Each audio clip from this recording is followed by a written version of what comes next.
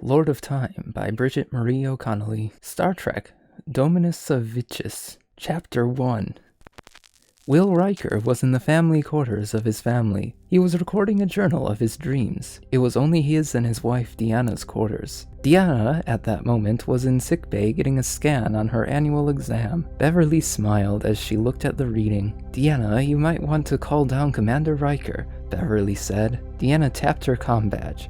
"Troy to Riker," Deanna said. "What is it, Deanna?" Will asked, after pausing the recording. "Can you come down to sickbay?" Deanna asked. "Sure, I'll be right there. Riker out," Will said, and ran out into the turbolift. Sickbay. Soon Will walked into sickbay, noticing the smile that Beverly was giving him and Deanna.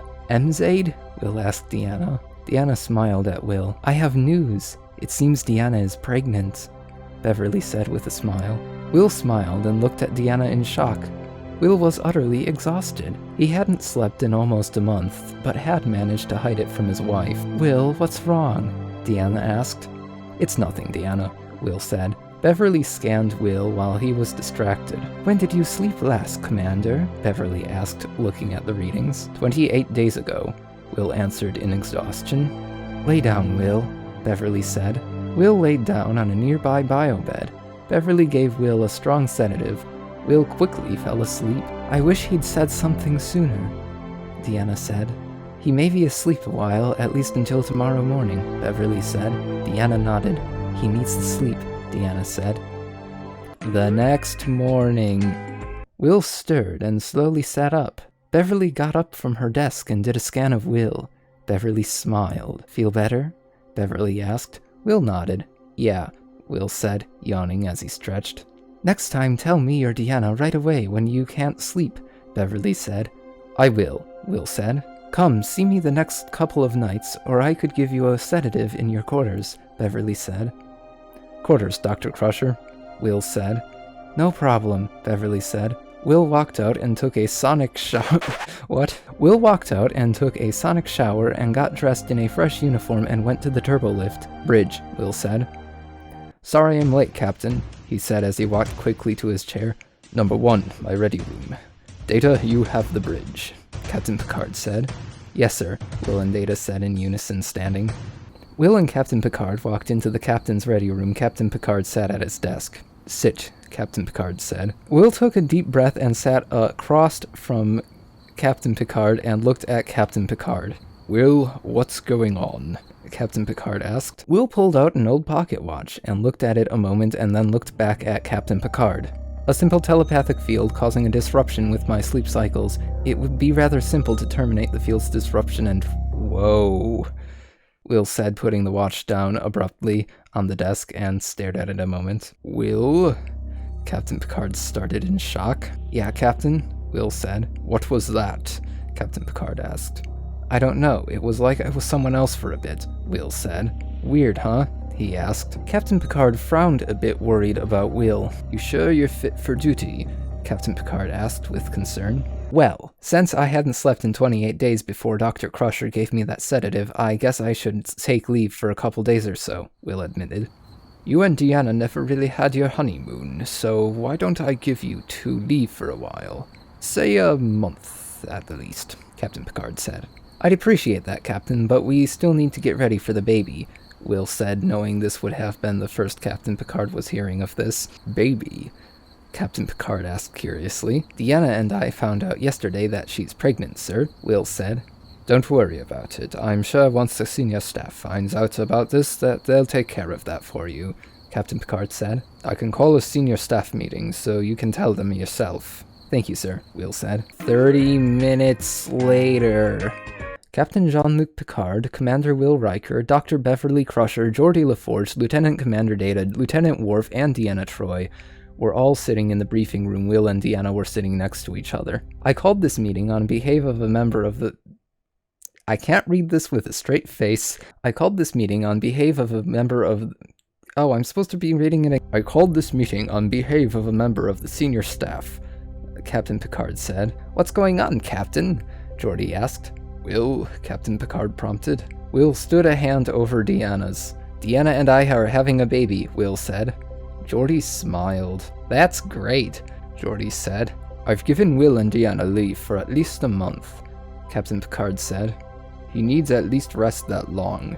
If I hadn't sedated him— He needs at least rest that long. If I hadn't sedated him last night, he probably would have collapsed by now, Beverly said. You know, there's a couple places on Earth that I've wanted to visit. Maybe I'll take advantage of this vacation and visit those places. That is, if Deanna doesn't object to it, Will said. If it could help you sleep, then we can go wherever you want, Deanna said. 2 days later, in Cardiff, Will leaned on a railing watching a waterfall fountain, never realizing he and Deanna stood on a lift and were being spied on. You know, I think there's more than meets the eye here, Zaid, Will said. Like what? Deanna asked. The Torchwood security surveillance had been updated over the centuries and now had sound. Jack was spying on the two that had set off the proximity alarm. I've been having these dreams, Deanna, Will said, offering her a sketch pad, and turned it to the image of a man. In one, he was my friend Captain Jack Harkness. He seemed particularly unusual in my dream, and he couldn't die. In my last, I think I had realized he was around 176. But I wasn't called Will in the dream, or any of my dreams lately, Will said. Then what were you called? Deanna asked curiously. If my memory serves, in my dream, I'm called the Doctor, Will said. Hearing this prompted Jack to bring down the lift where Will and Deanna were still standing. Deanna looked around. Will hugged Deanna protectively. Jack went and met the two of them when the lift landed. You're real. You're Captain Jack Harkness, aren't you? Will asked, letting Deanna go. What does Captain Jack sound like? I am. And you are? Jack asked. Commander William Thomas Riker. Everyone just calls me Will. I'm with Starfleet. I'm first officer of the Enterprise, and this is my wife, Deanna, Will said. And no flirting, please, Jack. Will had his fingers in his pockets. Jack smirked. You know me too well, Jack said. That is not what Jack sounds like, but I'm going for it. Deanna raised an eyebrow as she picked up what Jack was feeling. My wife, if you didn't know. Jack is half beta— Wait, what? Oh, okay. My wife, if you didn't know, Jack is half betazoid, Will said. Jack smiled. Oh, well, wait, you said wife? Jack asked, and he grinned. Congrats! She is pregnant, Will said, bringing out the watch he was playing with. Oh, good job, Jack started. Then Jack saw the watch and sighed. Will put it back with a sigh and hugged Deanna. Deanna hugged him back, trying to sort out the feelings in the room. You aren't alone, are you? Will asked suddenly. Jack stared at him. Deanna watched him curiously. Do you sense it, Zaid? Will asked Deanna. Deanna nodded. He is hiding something in here, Deanna said. A lot, actually. This is Torchwood, Will said. Jack nodded, sighing. Well, Jack started. Deanna raised her eyebrow. A lover? Deanna asked.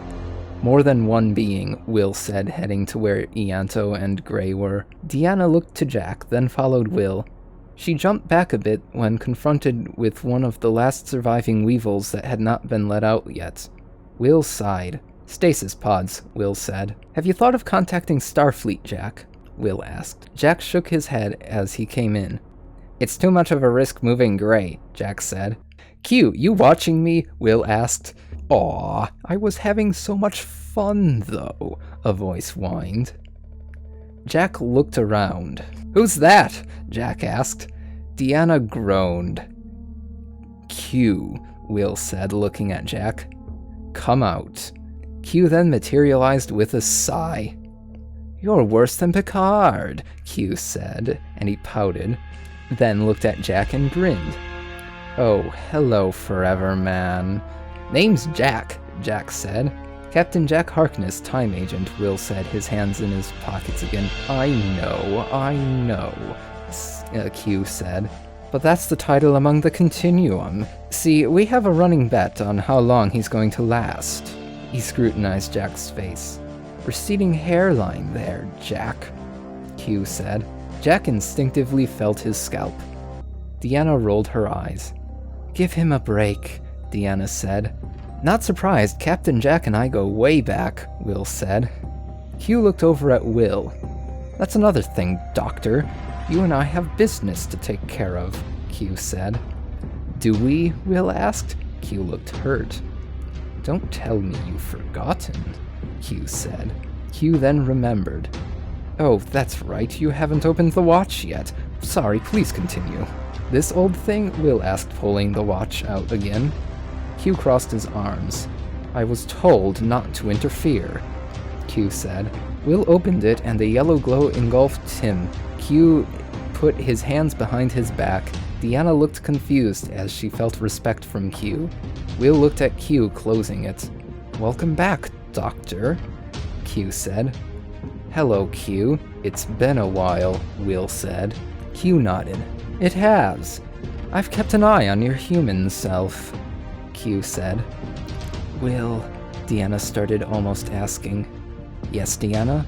Will asked. Will still looked exhausted. Think you can do me a favor, Q? Will asked. Deanna watched him. You don't feel the same, Deanna started. That's because he isn't exactly the same person anymore. Keep up, Q said, then looked to Will. Yeah, what would that be? The stasis pods, can you take them to the Enterprise for me? Will asked.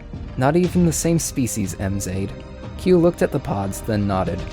He and the pods disappeared and reappeared intact on the Enterprise.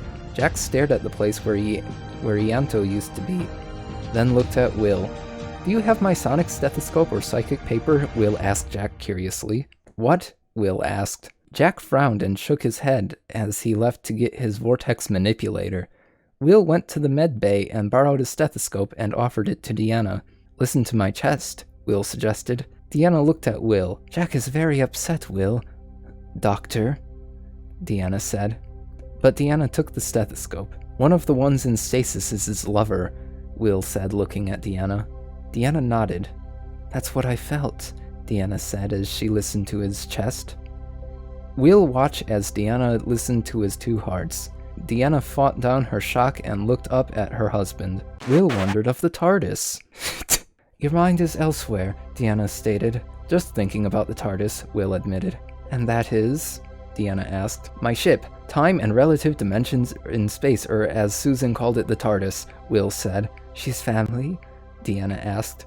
My granddaughter, Will said. I am 1,272 years old, not counting my human years as Will, he said.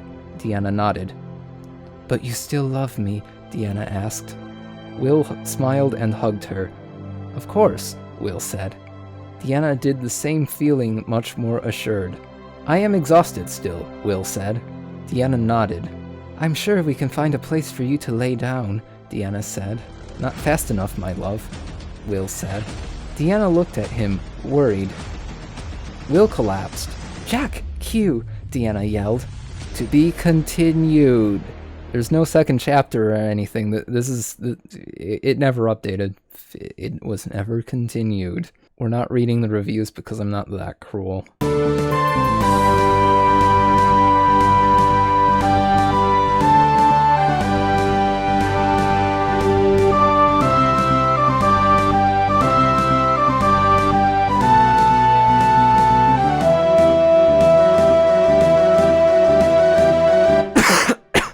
That's embarrassing.